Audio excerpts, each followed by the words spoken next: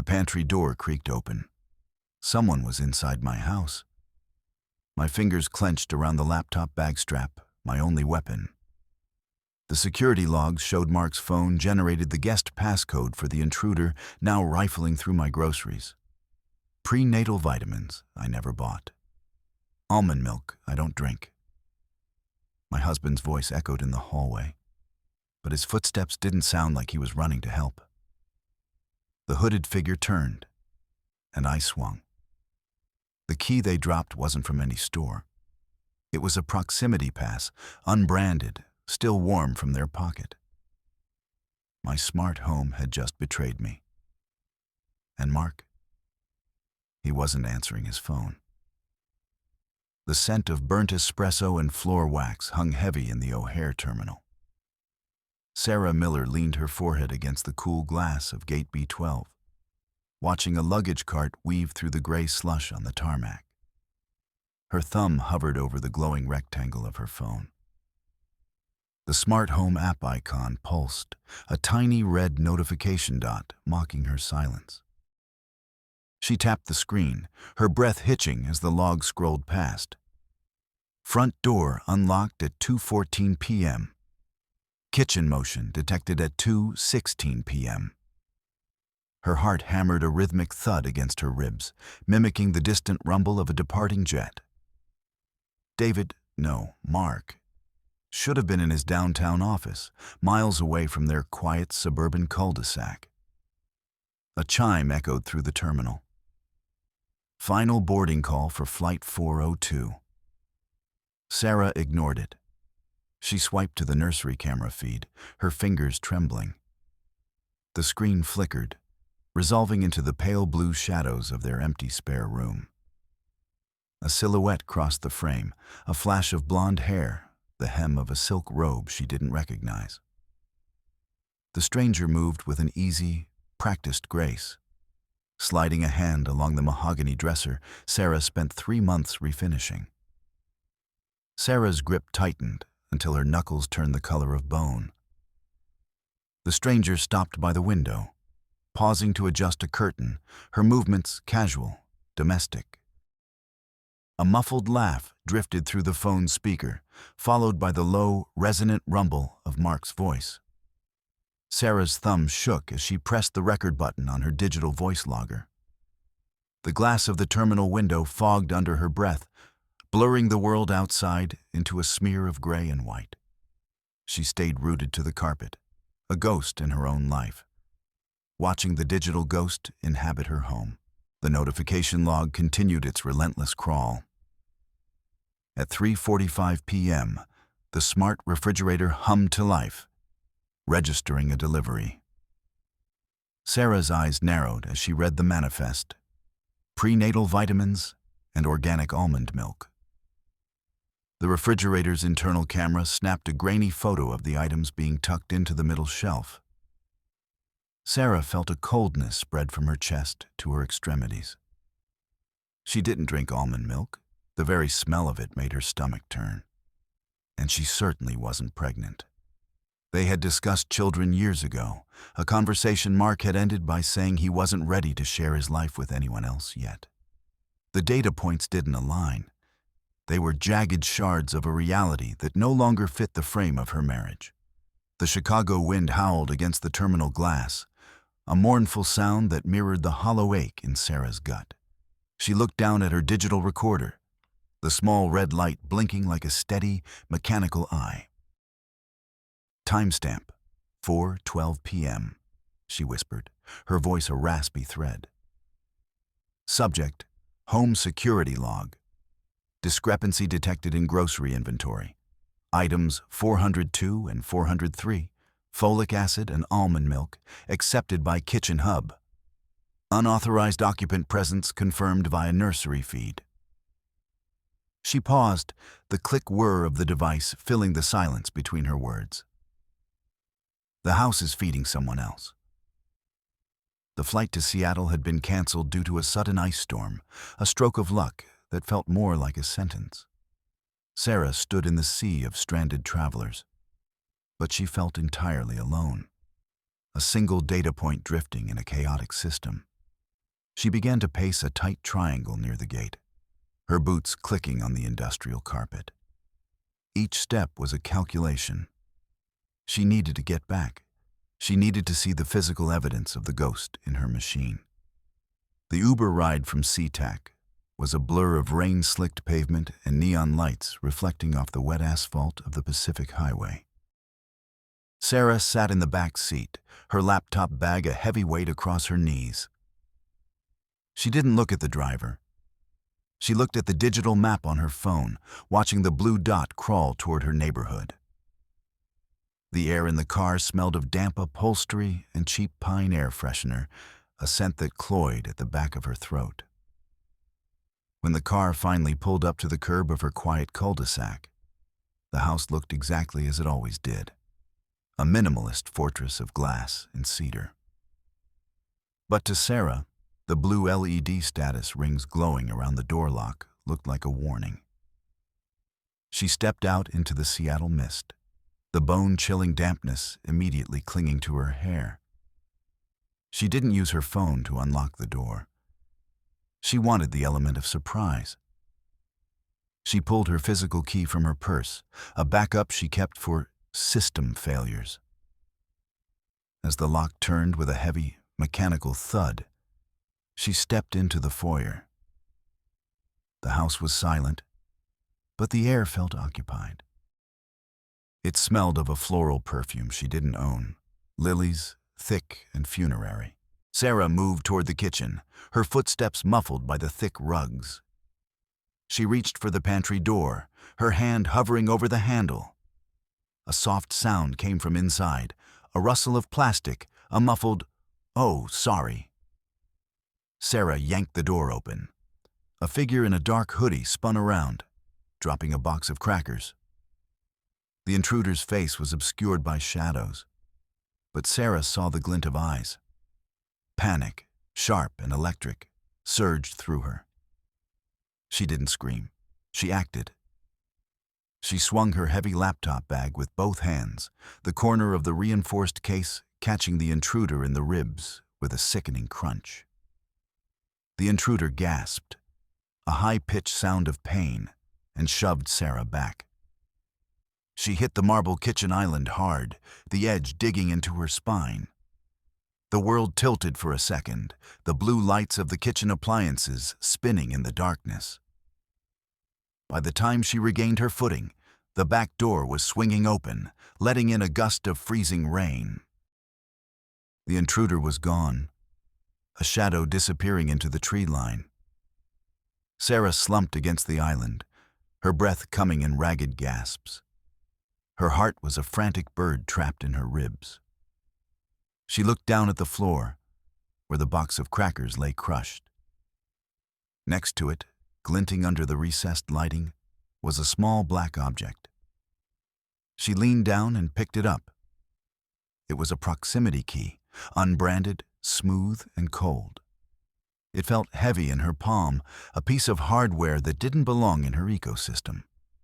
The front door opened. The familiar chime of the house greeting its master echoed through the hallway. "Welcome home, Mark," the house sang in its synthetic, melodic voice. Mark walked into the kitchen, his coat damp, his expression unreadable. He looked at Sarah, then at the open back door, then at the mess on the floor.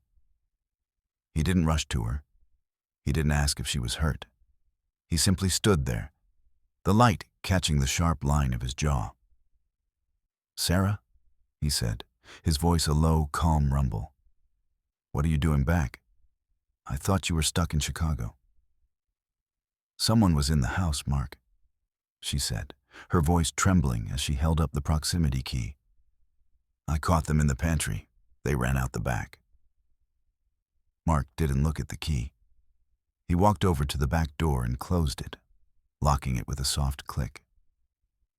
He turned back to her, a small, patronizing smile playing on his lips.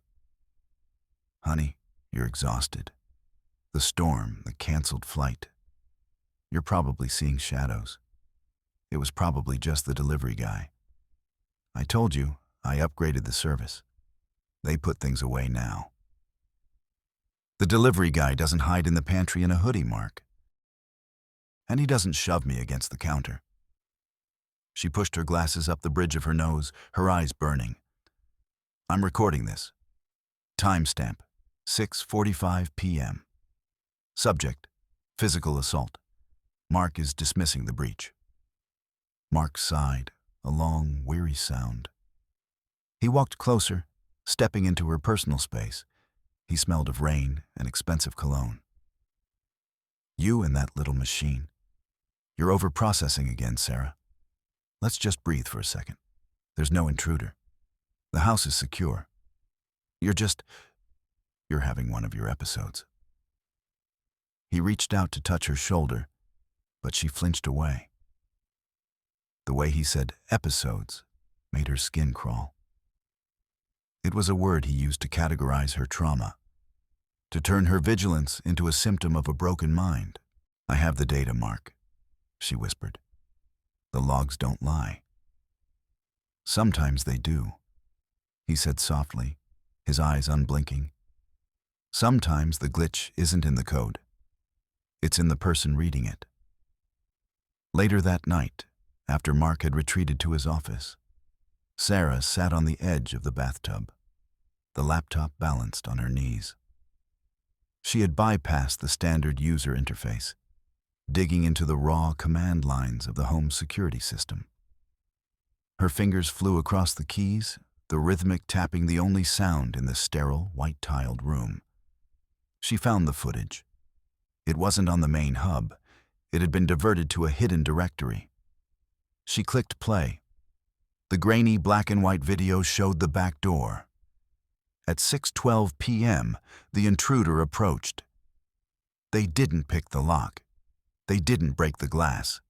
They held a phone up to the sensor. The light turned green instantly. Sarah's blood turned to ice. She zoomed in on the log entry for that specific unlock event. Access granted. Guest passcode 7742. She cross-referenced the passcode generation. It hadn't come from the primary terminal. It had been issued 4 hours earlier from an encrypted device ID that Sarah knew by heart. It was Mark's private phone. She sat in the dark, the blue light of the screen reflecting in her glasses. He hadn't just let someone in. He had invited them. The intruder was a guest. A sudden chill hit her. She looked up at the thermostat on the wall. The digital display read 80 degrees.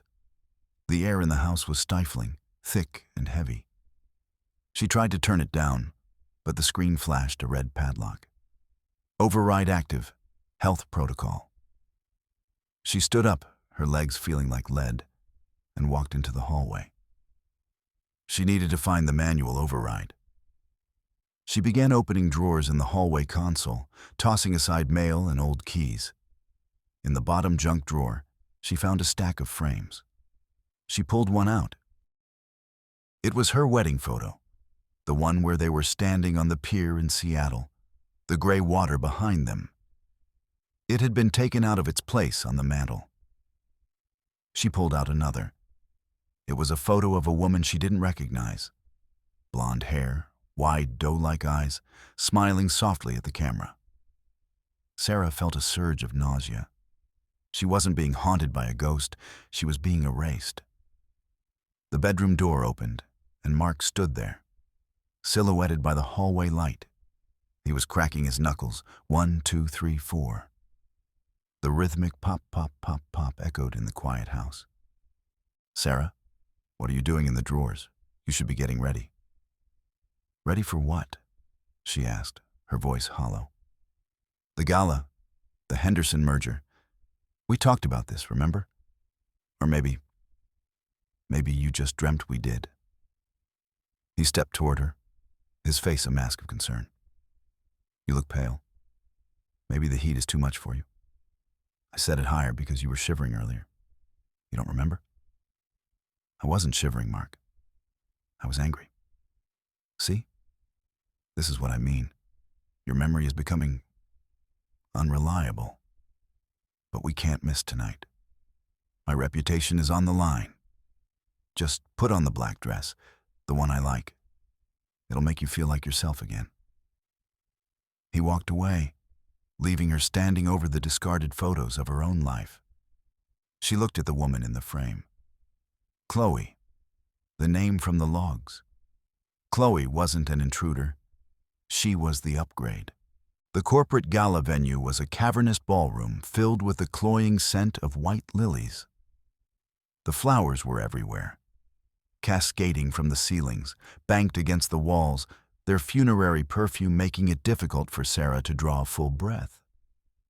She felt like she was attending her own wake.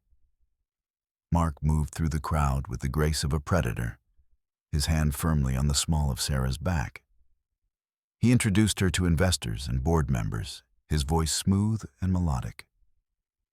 "My wife, Sarah. She's had a bit of a rough week, the travel, you know. She's a bit fragile right now." Every time he said fragile, Sarah felt a new stitch of resentment tighten in her chest. She watched him charm the room, his eyes never leaving hers for more than a second, a silent command to stay in line. Midway through the evening, Mark was pulled away by the CEO. "Stay here," he whispered, his grip tightening for a brief moment before he let go. "Don't wander off. You'll get confused." Sarah watched him disappear into the sea of tuxedos. As soon as he was out of sight, she headed for the exit. She needed air. She needed to think away from the suffocating smell of the lilies. She found herself in the parking garage, the air cold and smelling of damp concrete and exhaust. The silence here was a relief. She walked toward their SUV, her heels clicking a lonely rhythm. "You have the package?"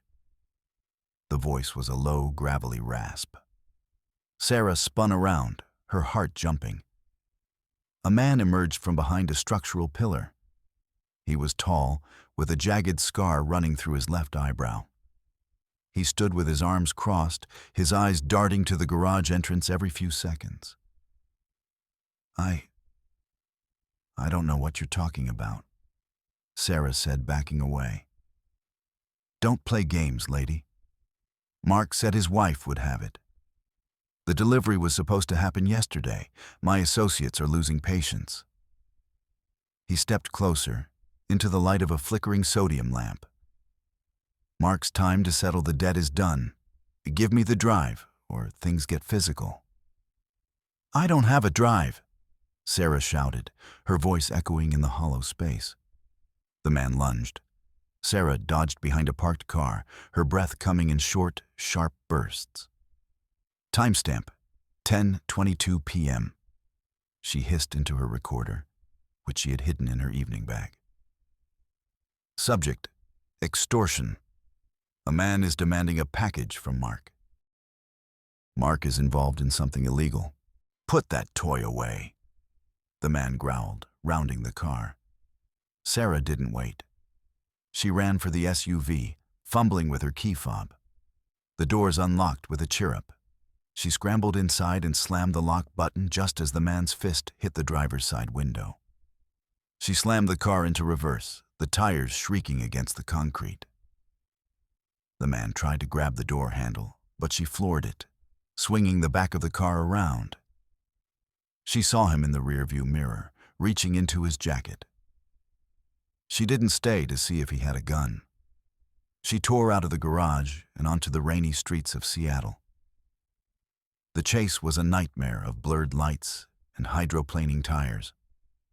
The man was in a dark sedan, sticking to her bumper like a shadow.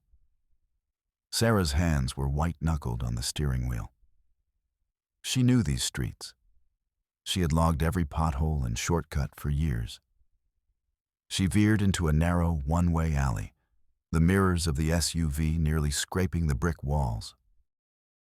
The sedan followed, its headlights filling her cabin with a harsh, blinding glare. Up ahead, a delivery truck was backing into a loading bay, blocking the exit. Sarah didn't slow down. She waited until the last possible second, then yanked the handbrake and spun the wheel. The SUV performed a violent, sliding U-turn, the tires screaming in protest. She roared back past the sedan, which was now trapped between her and the truck. She didn't stop until she was miles away, parked in the lot of a flickering, neon-lit motel on the outskirts of the city. She sat in the dark car, her body shaking so hard her teeth rattled. She pulled the unbranded proximity key from her bag. It was the only thing she had. The motel room smelled of stale cigarettes and industrial cleaner. Sarah sat at the small, bolted-down desk, her laptop connected to the proximity key via a series of adapter cables she kept in her emergency kit. She was a master of digital security. This was her language. She stopped being a victim and became a technician. Verify the sequence, she muttered to herself, her eyes reflecting the lines of scrolling code. Break the handshake, bypass the kernel. No, she wasn't thinking in jargon. She was thinking in metaphors. She was picking a lock. She was finding the loose thread in a tapestry and pulling until the whole thing unraveled.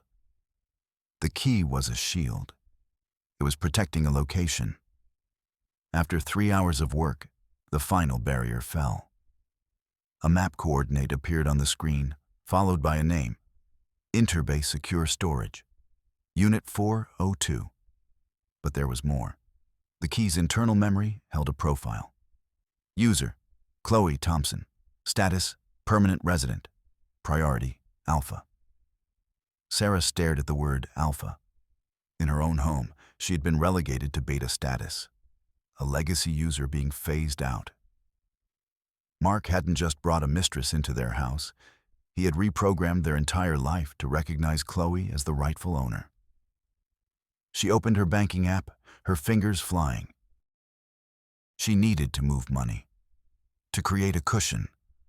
The screen loaded, but the numbers didn't make sense. Balance, $0. She clicked on the transaction history. Over the last month, the joint savings account had been bled dry. Tens of thousands of dollars had been moved in small, inconspicuous increments to a private trust named the New Life Fund. Mark had been planning this for months. He hadn't just stolen her home, he had stolen her future.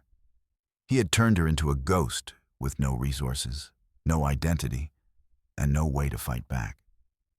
I have the receipt for this moment, she whispered into the recorder, her voice cracking.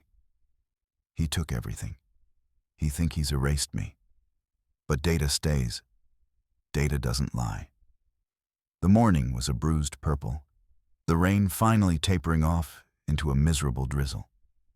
Sarah drove to the coordinates she'd found, but they didn't lead to a storage unit. They led to a small, upscale prenatal clinic in a quiet corner of Queen Anne. She parked across the street and waited. She watched the women go in, couples holding hands, expectant mothers with a glow of hope. She felt like a predator, watching for a glimpse of the woman who had stolen her robe. At 10:15 a.m., a silver sedan pulled into the lot. A woman stepped out. She was wearing a maternity shirt that looked 2 sizes too big, her hand resting protectively on a small bump. It was Chloe. She looked exactly like the photo in the junk drawer, doe-eyed, soft, and terrifyingly young. Sarah felt a surge of white-hot rage, but it was tempered by something else. Chloe didn't look like a villain. She looked like a child playing house. Sarah opened her car door, intending to confront her, but a shadow fell across her window. The car door was slammed shut by a heavy hand. Mark stood there, his face contorted in a way she had never seen. The mask of the calm, gaslighting husband had shattered. He looked desperate. He looked dangerous. You should have stayed at the motel, Sarah. He spat, his voice a low hiss. You just couldn't let it go, could you? You had to keep digging. You drained the accounts, Mark. You put her in our house. You gave her my things. Sarah tried to push the door open, but he pinned it with his weight. I gave her a life, Mark shouted. A life you were too busy documenting to actually live. Chloe doesn't care about logs or data points. She cares about me. He reached through the half-open window, grabbing for her bag. Give me the keys, Sarah, and the phone. You're done playing detective. He lunged, his fingers digging into her arm with bruising force. Sarah screamed, a raw, primal sound. She struggled, her heels kicking at the door. Mark was stronger, his weight pressing her back into the seat. He was reaching for her throat, his eyes wide and wild.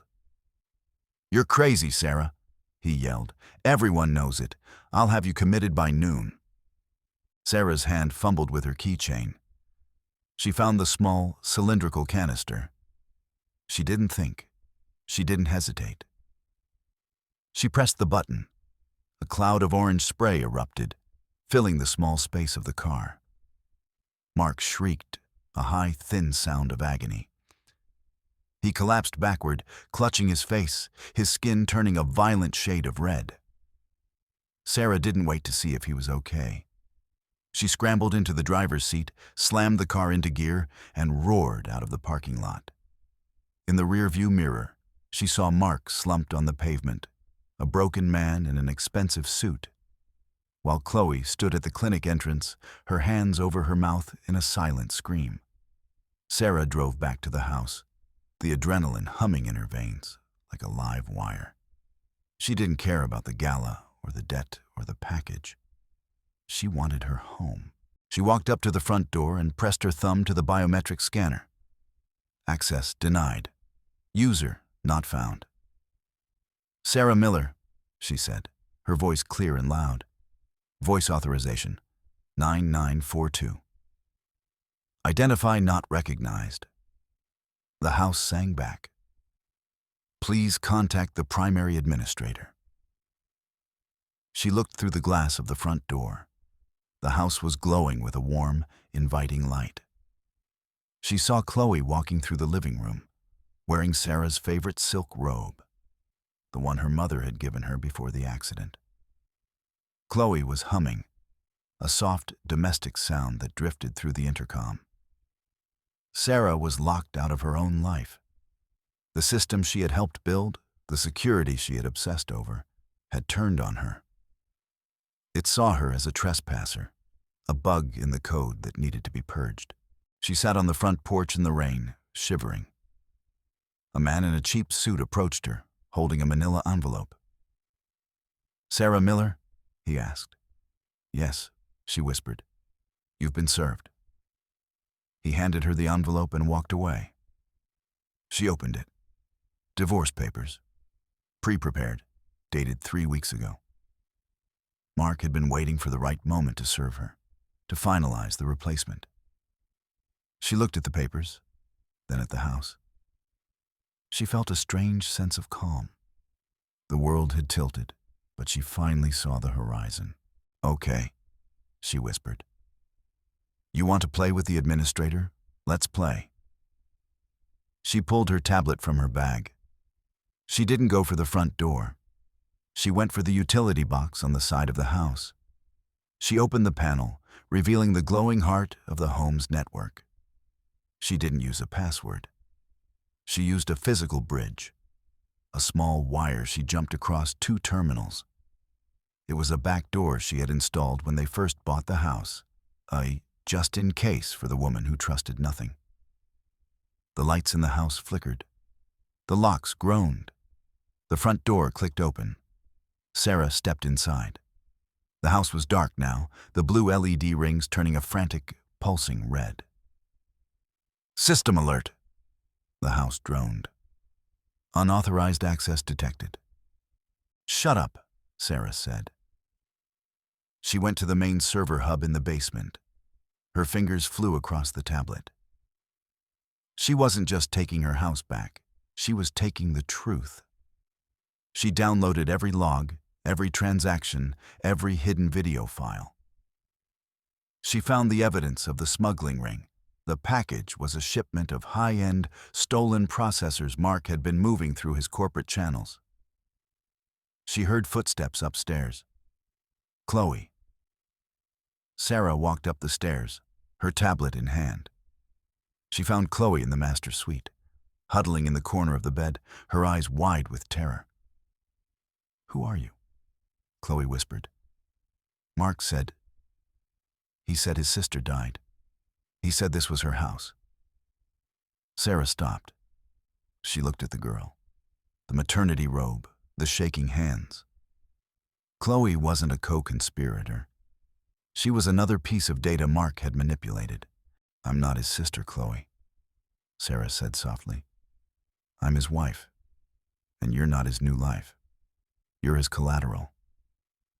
She showed Chloe the screen, the bank transfers, the smuggling logs, the photos of the man with the scar.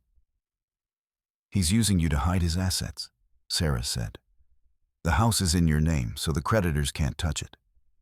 But as soon as that baby is born, he'll replace you too."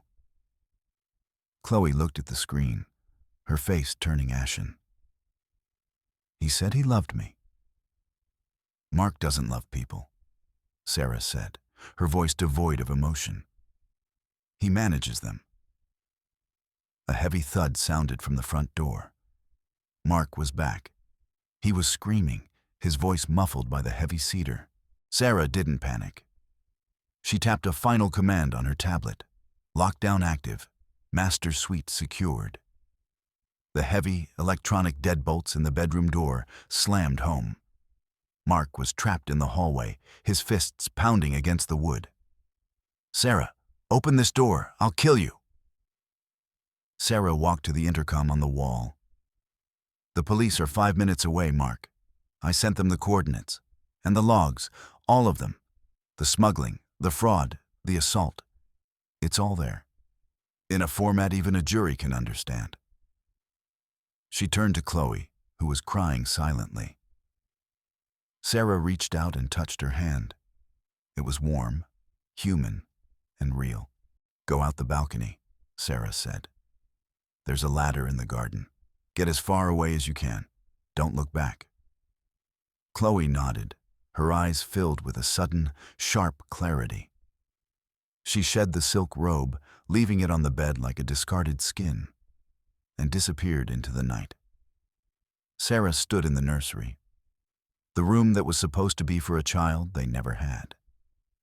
She looked at the blue shadows, the mahogany dresser, the digital sensors.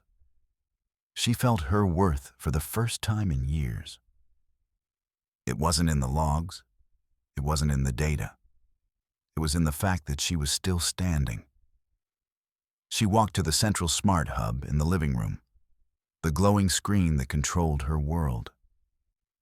She didn't use a command to turn it off. She reached behind the panel, her fingers finding the thick bundle of wires. She pulled. With a shower of sparks and a final dying groan, the house went dark. The silence that followed was the most beautiful thing Sarah had ever heard. She walked out the front door, leaving the red-faced, screaming man trapped in his own high-tech cage. She stepped out into the quiet morning air, the rain finally gone. She didn't reach for her recorder. She didn't check the time. She just walked, a woman no longer a ghost, leaving the machine behind to start a life that didn't need to be logged to be real. The city of Seattle was waking up, a pale sun finally breaking through the heavy gray clouds. Sarah sat on a bench at the waterfront, watching the ferries move across the sound. The air smelled of salt and wet cedar. A real smell, a physical sensation. She felt a weight in her pocket. Her digital recorder. She pulled it out and looked at the small red light. It was still blinking, waiting for her to narrate her own existence. She held it over the water for a long moment. "Final entry," she whispered. "Timestamp, now. Subject, Sarah Miller. I am here, and that is enough." She let go. The device hit the water with a small splash and disappeared into the gray depths. Sarah stood up, adjusted her glasses, and started to walk. She didn't know where she was going, but for the first time in her life, she didn't need a map to find her way home.